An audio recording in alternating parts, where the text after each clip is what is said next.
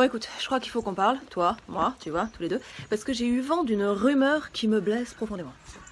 Si, je t'assure. J'ai appris que toi et tes copains, vous vous foutriez de notre gueule. Non. Littéralement. Bah non, absolument pas. C'est exactement ce qu'un coupable dirait.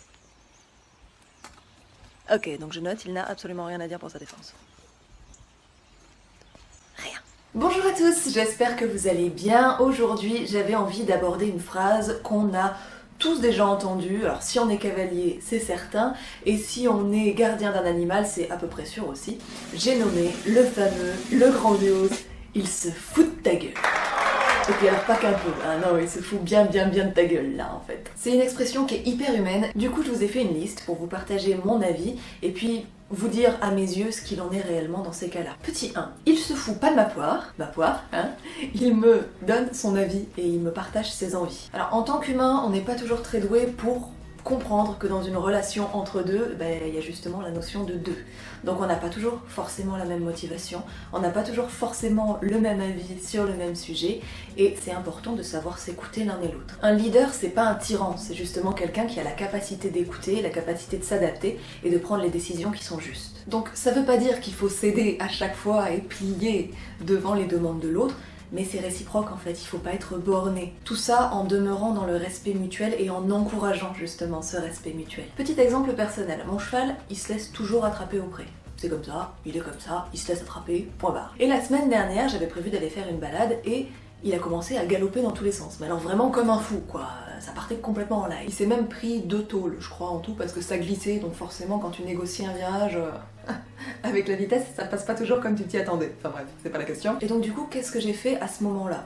J'ai pas abandonné, hein, j'ai pas tourné les talons d'un à dire bon bah tu veux pas, tant pis. Hein. Mais je suis pas rentrée non plus dans le cercle vicieux de mais vas-tu te laisser attraper sale bête quoi. Premièrement, je l'ai regardé courir, alors on était deux, hein, parce que j'étais avec ma jument aussi, qui était en liberté, mais qui bougeait pas d'un poil, et qui le regardait avec un air consterné. Donc on était 2 nanas à regarder un homme s'épuiser à courir et c'était prodigieux. Et de 2, eh bien quand il s'arrêtait et que j'allais vers lui mais qu'il se rebarrait, eh bien j'encourageais son mouvement vers l'avant. Tu veux courir mon gars, t'as qu'à courir. Mais j'ai pas lâché l'affaire et au bout de quelques minutes, il en a eu marre de galoper, il m'a envoyé 2-3 signaux pour dire ok c'est bon, on arrête là. J'ai été vers lui, je l'ai laissé faire un mouvement également, j'ai fini d'aller vers lui et je l'ai attrapé. Et à partir de là, j'avais 2 choix. Dire, bon ben on va quand même en balade, j'écoute pas du tout ce que tu m'as dit, parce que là en l'occurrence c'était pas juste qu'il voulait s'amuser, c'est vraiment qu'il avait pas envie de sortir. Ou bien dire, ok, on fait un compromis. Et donc on a fait un compromis, je l'ai ramené jusqu'à l'abri, je lui ai demandé 2-3 petits exercices, je l'ai félicité, je l'ai remercié et je l'ai relâché. Tout ça pour lui dire, c'est pas parce que je t'attrape que forcément je vais pas respecter ton avis. Mais en contrepartie, il y a eu quand même ce respect du cadre qui dit qu'il y a un respect mutuel et que quand je viens te chercher auprès, tu te laisses attraper. Et en plus, petite parenthèse, il avait raison, hein, parce que 10 minutes après, il y avait une averse, mon gars, mais laisse tomber, je voulais pas être dessous. Hein. Numéro 2, il se paie pas ma pomme, non. Il me demande de préciser ma demande et d'être plus clair. On n'a pas toujours conscience des messages contradictoires qu'on envoie en fait. À droite, à gauche, à gauche, à droite, à droite, à gauche, à gauche, à droite. Tout droit. Par exemple, je te demande d'avoir confiance et moi je suis tétanisée. J'ai peur, et confiance. J'ai peur, et confiance. J'ai peur.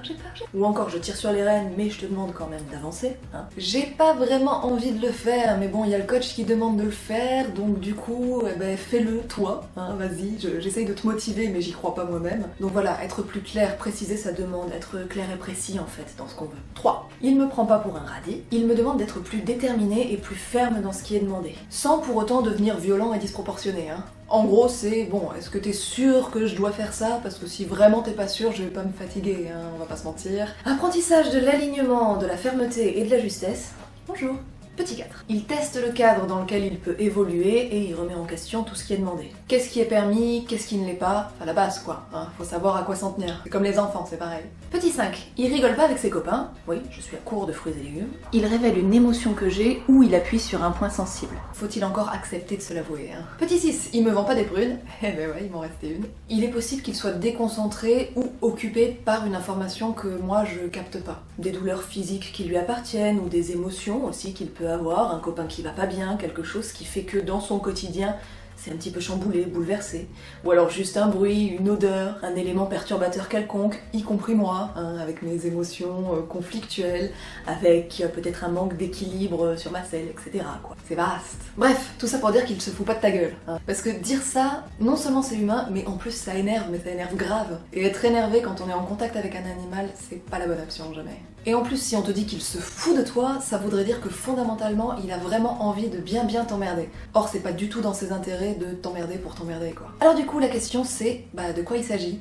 Pourquoi, en apparence, il se paye ta tronche? Déjà, t'as 6 points pour réfléchir, tout ce que je t'ai cité jusque-là, liste non exhaustive, mais toujours est-il que s'il y a un comportement en face de toi et que tu réagis à ce comportement, ou que tu es en présence de ce comportement et que tu es témoin de ce comportement, eh ben il y a forcément quelque chose pour toi là-dedans. De rien pour les 5 fruits et légumes, c'est gratuit, vas-y, fais-toi plaisir, vas-y mon frère, serre-toi, serre-toi. Ah et pense à t'abonner et à activer la petite cloche, comme ça t'es toujours au courant quand il y a un nouveau truc qui débarque. Bisous tout le monde.